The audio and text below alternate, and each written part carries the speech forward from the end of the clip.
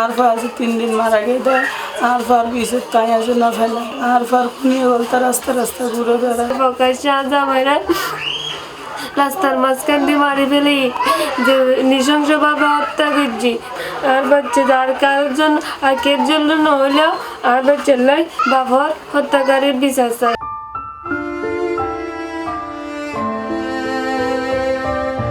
8 দিনের উগ্র নিষ্পাপ শিশু অথচ বাফর আদর ফাইবার আগই বাফরে হারায় ফেলে বাচ্চাও স্বামীরে হারানোর পর সুখে খাতর স্ত্রী সন্তান হারানোর বেদনায় ভাঙ্গি ফজ্জে সাকিবের মা বাবা পরিবারের দাবি এই হত্যার বিচার চাইয়ে তারা।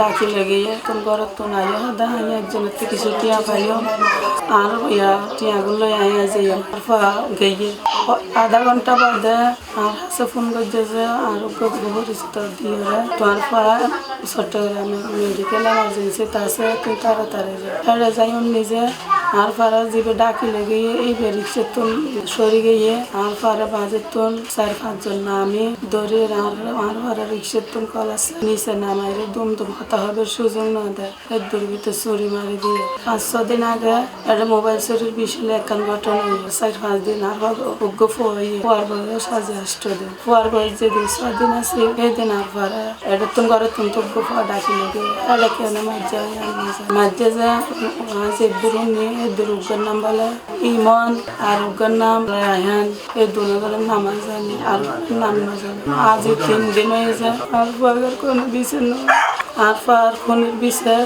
চাই।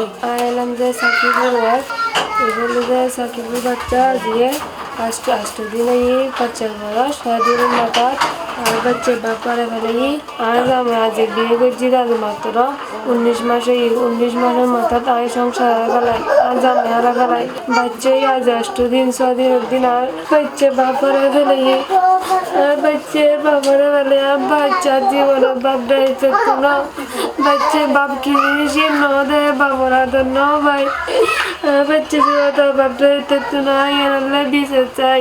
চট্টগ্রামের সানগাঁওর মোহরা কামাল বাজার এলাকা গত 20 আগস্ট সন্ধ্যায় ঘটে গিয়ে এই হত্যাকাণ্ড মামলার এজার অনুযায়ী মোবাইল ফোনের কেন্দ্র করিয়ে বিরোধের জের ধরি পদরোধ করিয়ে সাকিবের উপর ধারালো অস্ত্র দিয়ে হামলা চালানো হয়। গুরুতর আহত অবস্থায় চট্টগ্রাম মেডিকেল হাসপাতালত আনিলে কর্তব্যরত চিকিৎসক তারে মৃত ঘোষণা করে। আর পরে কিছু নিয়ে আর পরে শুরু আঘাত করছি কাপড় দিয়ে আর এক পাড়া খুশি পোয়া মানে আর পরে উমার আসিল ও লগিয়ে পাড়াত করি মানে এই জিনিসটা গিয়ে আর পর তখন গেলে 17 জন আসিল আর পর সারাদিন ঘর থেকে আসিল আমি মামলা বুঝে প্রায় 2 দিনে গিয়ে যার সময় গ্রেপ্তার নয় আমি 60% আছে আসামি অবশ্যই গ্রেপ্তার হোক আর পর সুস্থ বিচার চাই। মামলায় অভিযুক্তদের মধ্যে আছে 2 সহোদর ভাই রায়হান আর ইমন। রায়হান চাঁদগাঁও 5 নম্বর ওয়ার্ড স্বেচ্ছাসেবক দলের যুগ্ম আহ্বায়ক আছিল। হত্যাকাণ্ডের পর তারা প্রাথমিক সদস্য পদ সহ বিয়াক সাংগঠনিক পদত্বন বহিষ্কার করছে চট্টগ্রাম মহানগর স্বেচ্ছাসেবক দল। ইন্দি হত্যার পর অভিযুক্তর ফেসবুক অ্যাকাউন্টত 1 ডান লিখিয়ে স্ট্যাটাস দেওয়ার অভিযোগ করছে নিহতর স্বজনকলে পাশাপাশি পরিবারের হুমকি দামকি দেওয়ার অভিযোগ আইনে তারা। এই ঘটনায় নিরাপত্তা আর বিচার দাবি করছে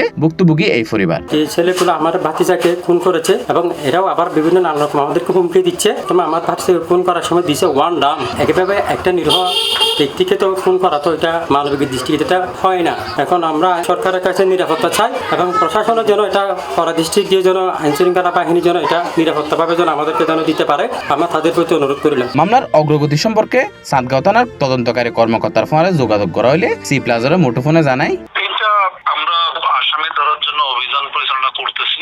গতকালকে থেকে ঘটনা ঘটার সঙ্গে সঙ্গে আমরা আমাদের অফিসার স্যারের নেতৃত্বে বিভিন্ন জায়গায় অভিযান করছি। আমাদের অভিযান পরিচালনা অব্যাহত আছে। আমরা চেষ্টা করছি, আশা করি খুব শীঘ্রই আমরা আসামিদেরকে আইনের আওতায় আনতে পারবো। ঘটনার পরে জড়িত সকলের ভূমিকা আর অভিযোগের সত্যতা যাচাইয়ে চলে তদন্ত। পরিবারের প্রত্যাশা দ্রুত তদন্ত শেষ করিয়ে প্রকৃত দোষী সকলের আইনের আওতায় আনা হইব। বাবারা হারাইয়েরা 8 দিনের শিশুর ভবিষ্যৎ এখন মায়ের হাতত। স্বজনসকলের অপেক্ষা সাকিব হত্যার ন্যায় বিচারর। Naimur Rahman, C+ TV, Chittagong.